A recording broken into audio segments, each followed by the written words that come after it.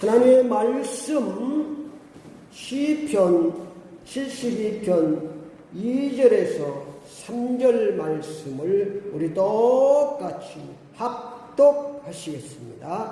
그가 주의 백성을 공의로 재판하며 주의 가난한 자를 정의로 재판하리니 의로 말미암아 산들이 백성에게 평강을 주며 작은 산들도 그리하리로다. 아멘. 오늘 하나님 말씀 제목을 공의와 정의의 삶을 삽시다. 공의와 정의의 삶을 삽시다. 이런 제목으로 함께 은혜를 받겠습니다. 우리 인간이 이 세상에서 편안한 삶을 살기 위해서는 법을 잘 지켜야 합니다. 불법하면 편안한 삶을 살 수가 없습니다. 우리가 조금만 법만 하게도 마음이 불안하잖아요. 그래서 이런 창조주 하나님의 법을 잘 지키며 살아야 됩니다. 세상에서는 세상의 법을 잘 지키며 살아야 평안한 삶을 살 수 있습니다.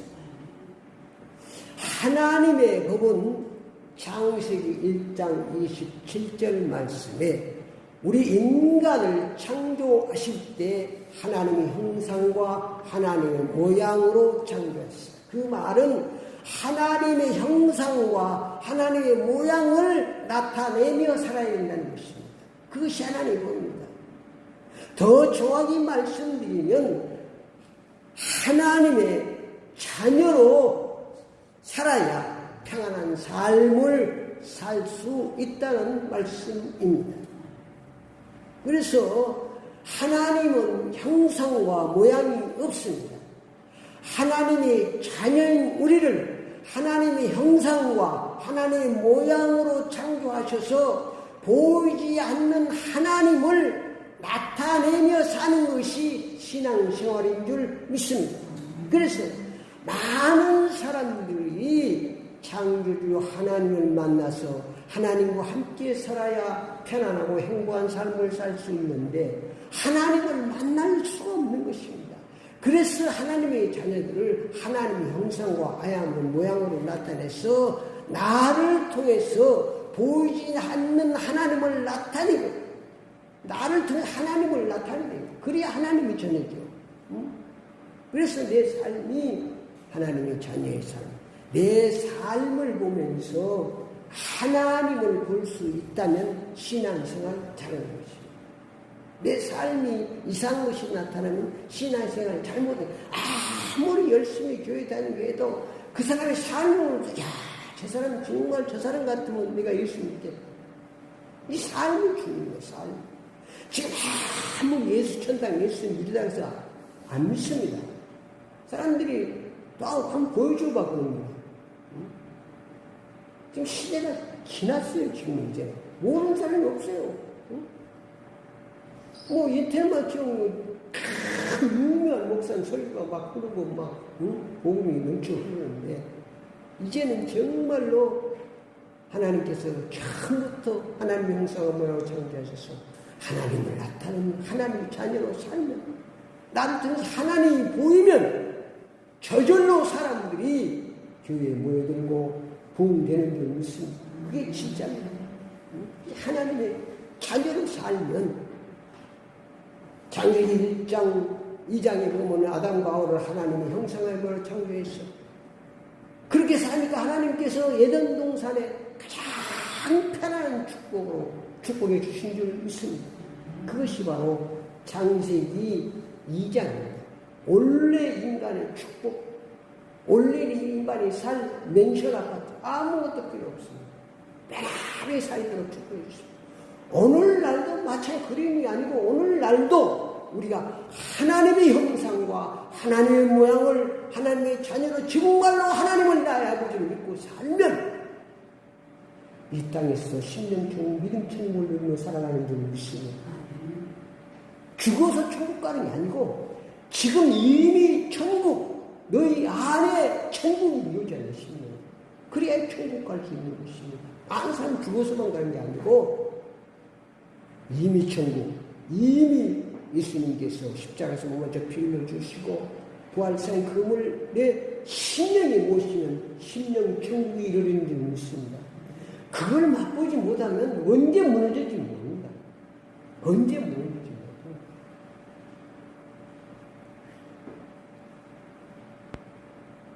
그러나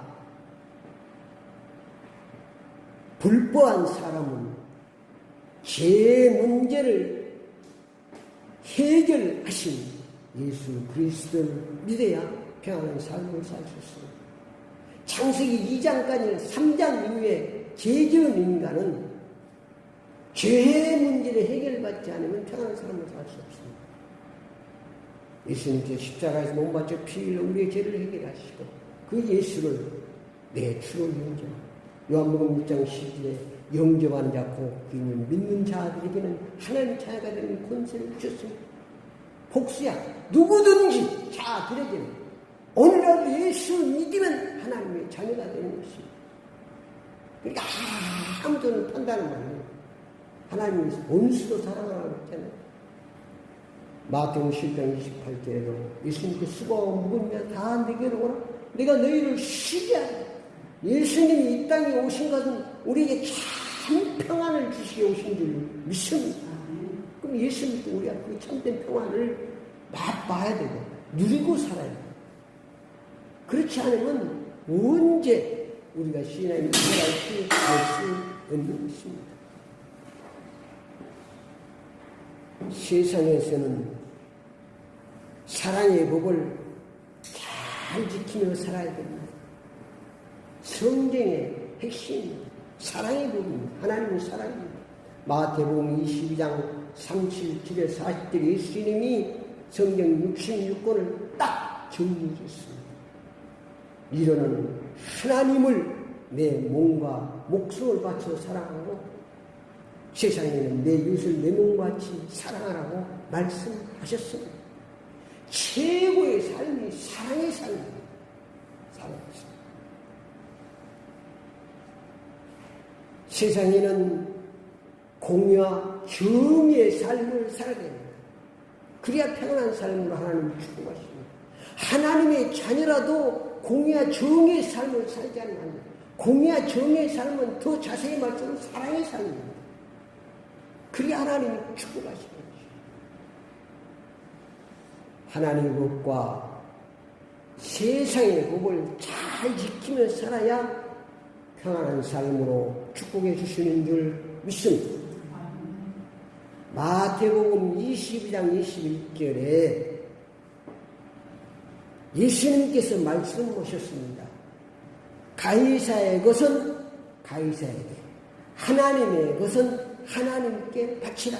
그 말은 세상의 법과 하나님의 법을 다 지켜야 된다는 말이에요. 바리새인들이 예수님 시험에서 가이사에게 생을 바치는 것이 옳으니까 틀린데 그때 예수님께서 이 명언을 말씀하시죠. 동전을 가져가라. 그게 누구의 것이냐? 가이사의 것은 가이사에게, 하나님의 것은 하나님께 바치라. 우리는 영육이겠습니다.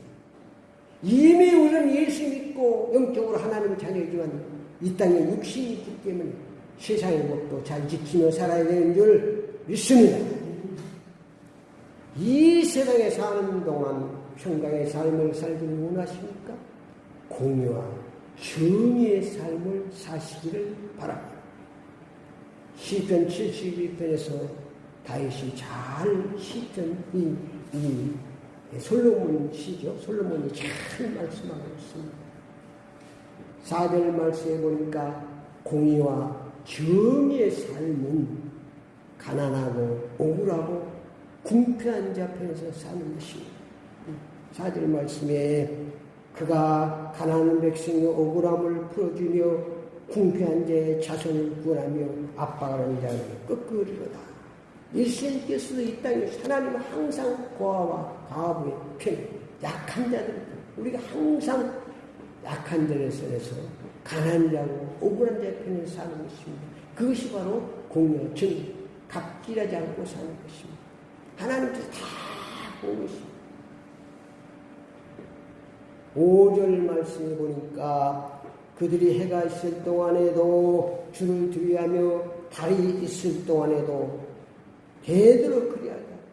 주야로 밤낮으로 하나님을 두려하는 삶을 살. 하나님 앞에서 우리가 살아야 되는 거예요. 하나님 앞에서. 하나님이 다 보고 계십니다. 밤에나 낮에나 하나님을 두려우는 삶. 하나님을 두려우는 삶을 살면은 내가 무슨 일을 하더라도, 내가 쓰레기를 줍는 청소를 하더라도 하나님 앞에서 하나님을 바라보며 살면 그것이 바로 거룩한 일입니다. 내가 장관을 하고 대통령을 할지라도 불법을 하고 하나님 앞에 서지 않고 하면 자기 유익을 하고 사는 것은 그것은 거룩한 일이 아니에요. 하나님은 하나님 앞에서 내가 무슨 직업을 가고 그거 중요하지 않습니다. 어떤 마음으로 하나님 앞에서 쓰레기 하나를 치워도 하나님 앞에서 하는 거예요. 그게 요셉의 삶 아닙니까? 가장 말단 그것도 가장 말단 종이면 얼마나 물건과 같은 것입니다. 그런데 요셉의 삶을 통해서 하나님을 보였다 그 말이에요. 그러니 그 종의 삶이 뭐겠어? 쓰레기나 줍고 청소하고 물 뜯어주고 이런 거. 그 삶을 거룩한 삶이라고 하나님 했습니다. 제사장이라도 목사라도 불법을 하고 자기 유익을 지속시키려 하는 게 아니라 정말로 하나님 앞에서 바르게 하는 거예요. 그것이 바로 거룩한 삶이고 공유한 정의의 삶인 줄 믿습니다. 과와 가부와 어린 양, 약한 자 그래서 사는 것입니다. 공의와 정의의 삶은 하나님 사랑, 이웃 사랑으로 사는 것입니다. 그것이 바로 공의와 정의입니다. 공의와 정의로 살면 하나님께서 76번 3절 말씀해 보니까 의로 말미암아 산들이 백성에 평강을 주며 작은 산들이 그려 하나님께서 공의와 정의의 삶, 평강의 삶으로 축복해 주시는 줄 믿습니다. 7절 말씀에 보니까 그날의 의인이 흥하며 평강이 풍성함이 달이 닿을 때까지 이르리로다. 그러니까 공의와 정의의 살면 의인이 흥하며 평강이 풍성하고 달이 닿을 때까지 하나님이 축복해 주시는 줄 믿습니다. 하나님이 뜻대로 그렇게 살면 하나님께서 항상 축복해 주시고, 하나님 축복해 주시기 원하는 거예요. 우리의 그릇이만 준비되면 항상 축복해 주시는 것입니다. 16절 말씀에 보니까 산 꼭대기의 땅에도 곡식이 풍성하고 그의 열매가 레바논같이 흔들리며 성에 있는 자기의 땅에 풀같이 왕성하리라. 뭐 장소가 문제가 아니고 좋은 자리가 문제가 아니고 내가 공의 정의의 삶을 살면 하나님이 함께 하시면 땅에서도 곡식이 풍성하고 산 꼭대기에 있어도 하나님이 찾아와서 축복해 주시는 줄 믿습니다. 성에 있는 자가 땅에 풀같이 자자 선선히 잘 되도록 하나님이 축복해 주시는 줄 믿습니다. 이게 하나님 앞에서 우리가 살아야 된다는 것입니다. 하나님은 속일 수가 없습니다. 사람을 우리가 두려우면서 하나님을 두려워야 했습니다. 정말 참된 신앙은 하나님을 의식하고 하나님 앞에서 사는 것입니다. 15절 말씀에 보니까 그들이 승전하여 스바의 금을 그에게 드리며 사람들이 그들을 위하여 항상 기도하고 정의를 찬송하리로다. 그래서 우리는 이 땅의 사람들 항상 기도하고 주님을 찬양하고 감사하며 살면 하나님께서 우리를 승리의 삶으로 축복해 주실 줄 믿습니다. 영원한 이름을 영원히 찬송하며 하나님 영광을 나타내며 살아야 합니다. 결론적으로 말씀드리면 공의와 정의의 삶을 살기 위해서는 하나님의 말씀을 주하로 묵상하고 말씀을 통해서 은혜 받고 살아야 됩니다. 왜냐하면 말씀은 하나님 보이지 않습니다. 이 땅에 사는 동안 하나님 말씀을 통해서 살도록 우리에게 축복해 주셨기 때문에 그래서 하나님의 말씀이 중요합니다. 기도하여 성령 충만 받아서 성령의 인도 역사 가운데 살아야 됩니다. 그래서 기도하는 거예요. 내 뜻대로 내 마음대로 살지 내 고집대로 내 방법대로 살지 말게 하시고 성령의 인도 역사 가운데 하나님의 방법대로 공의와 정의의 삶, 사랑의 삶을 살게 주옵소서. 나는 원수를 사랑할 수 없습니다. 하나님께서 내 마음상을 붙여 사랑의 삶을 살 수 있도록 축복해 주시옵소서. 얼마나 아름답습니까? 이런 기도를 하고 살아가는 것이 진짜 기도예요. 조금만 주셨지. 이미 하나님이 내 속에, 그게 근원된 하나님이 내 속에 있는데, 우리가 그걸 누리고 사는 것입니다. 그리고 또 그 가면 하나님께서 필요에 따라 하나님이 축복해 주시고 역사해 주실 줄 믿습니다. 공의와 정의의 실제 되신 예수 그리스도를 나의 주, 나의 하나님 믿고 살아야 됩니다. 공의와 정의의 삶, 공의와 정의를 위해서 십자가에서 몸 바쳐 피 흘려 죽으시고 우리를 구원해 주신 그 주님, 그분을 나의 주, 나의 하나님 믿고 살아야 되는 것입니다. 공의와 정의의 삶을 살면 주님께서 우리의 삶을 평안한 삶으로, 평강한 삶으로 축복해 주실 줄 믿습니다. 기도를 따라합시다. 지금부터 항상 공의와 정의의 삶을 살겠습니다. 예수 그리스도 이름으로 기도드립니다. 아멘.